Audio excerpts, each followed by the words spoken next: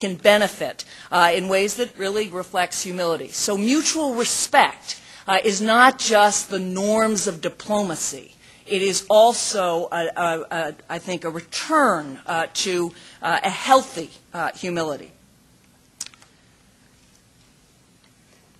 The other thing I would say about humility, or more broadly, what I'd say about respect, is it underpins the ideas of engagement. And that's the other thing you hear from President Obama, and you heard from him when he was running for office, the importance of engaging globally. Now, we see this most frequently in terms of engaging Iran. That was where it was most evident right after President Obama came into office, where he obviously sent the Nowruz message, and repeatedly he has offered to engage. And he and the Secretary have explained that engagement is a way of making choices clear, uncovering interests and uncovering areas where if you make the wrong choice, what the consequences will be. It's also a way of guaranteeing that you've tried everything if you need to turn to other means. But I think what we don't focus on as much, which is every bit as important in the White House and certainly parts of the State Department, is engaging much more broadly with people. And again, I'm well aware that really throughout the Cold War, we defined diplomacy as engaging people as broadly as possible, often talked about as winning hearts and minds. But what did that mean? That meant getting out there and engaging with people and listening to them and cultivating relationships. It is the hallmark of one of the President's signature initiatives, the Cairo Speech, the engagement with Muslim communities all over the world. And our office has spent a lot of time on the follow-up to that speech in science and technology, in entrepreneurship. The President's Entrepreneurship Summit earlier this month or last month was an extraordinary thing, to stand in a room full of young Muslim entrepreneurs, many of whom are never recognized by their own governments, but were being recognized by our government and being connected to the culture of entrepreneurship, the contacts, the funding, the support that we have, was a wonderful thing and something that will grow. So when we talk about respect, we're talking about engagement, and we're talking about reaching out to people.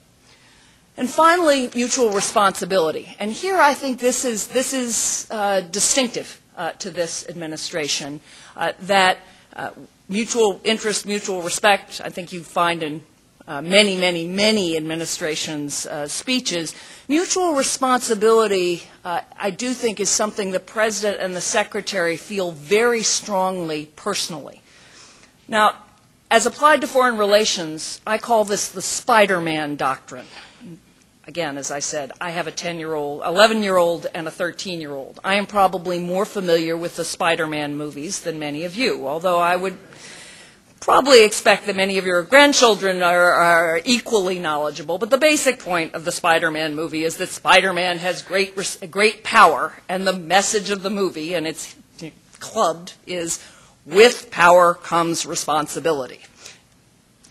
Something I say to I don't talk about power, but I talk about responsibility to my children 20 times a day.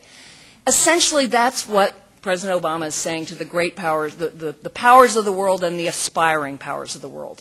The definition of great power in the 21st century is not just the size of your territory and your population, the might of your military, the vibrance of your economy. It is also your willingness and your ability to take responsibility for global problems. That is what we are saying to China, to India, to Russia, to the world at large, because the problems we face will do us all in. They require collective action. That means they require taking responsibility. In many ways, I think that is a distinctively American sensibility. As you look at many of the problems that all of you have faced, and many might say, why are you engaged? Why are you trying to fix this? And often some of our own citizens say, why are we spending so much time worrying about problems abroad? We've got plenty of problems at home. But I think it is deep in the American psyche. It's deep in our understanding of ourselves as leaders and doers that where there's a problem, we have a responsibility to try to fix it. And where that requires many other nations and many other non-state actors, it's our responsibility to bring them together, to connect them in ways that will help solve those problems. So that's the, I don't know if it's the 30,000-foot view or the 10,000-foot view, but it's the broader view of relations around the world based on mutual interest, mutual respect, and mutual responsibility. Bottom line, it's a renewed emphasis on diplomacy and building relationships with nations. It is happily a renewed emphasis on what the State Department's been doing all along. Thank you.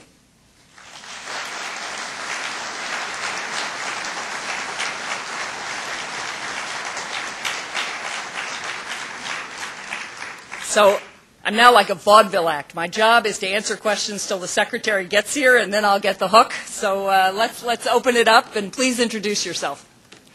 I'm John Craig, retired AID officer, currently working with the Department of State. What is the attitude thinking of this oil spill in Florida on the possibility of setting up a specialized UN agency for oil matters which would have the role and responsibility equivalent to the responsibilities of the International Atomic Energy Agency in the nuclear field? It's my business to learn from others and take ideas where I hear them.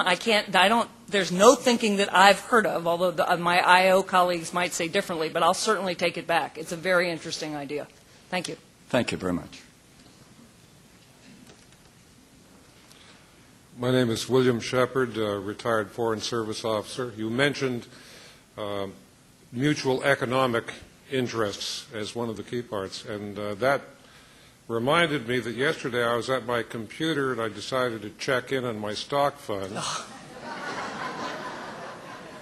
It wasn't a misprint. It really was down nearly 1,000 points, and it turns out that's because the Greeks don't like paying taxes and their public expenditures are overblown, and for anybody that served in Athens, this is hardly a newsflash. Apparently, things may or may not get sorted out if the Germans are going to swallow hard and bail them out. However, are we going to go through this with other countries? And one reads various op-eds in these subjects in the Wall Street Journal and elsewhere that say, this is the tip of something really terrible. We're not out of the recession. There's this other second wave coming.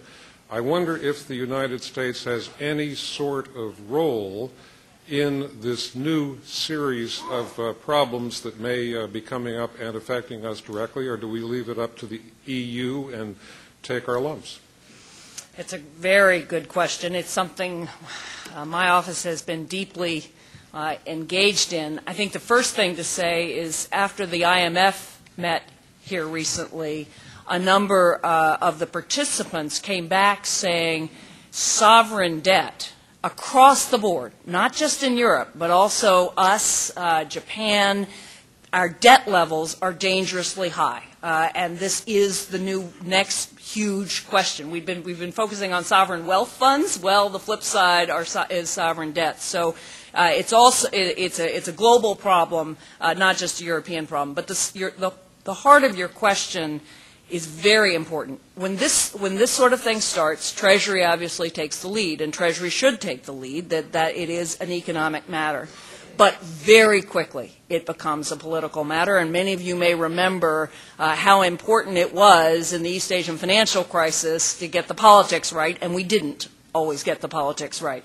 So the question is, when do we come in? And we've been arguing very strongly there needs to be a financial solution, but it's going to have to be the political authorities that recognize the gravity of this and are willing to make the political compromises necessary, not just for Greece. It's really, this is more like Bear Stearns and Lehman, right? You don't want to save Greece and not be able to do what you have to do if Spain and Portugal are threatened. I mean, you're really talking about a crisis the magnitude of which we don't want to think about. So we need to be, and I think we are, very closely synced up with under the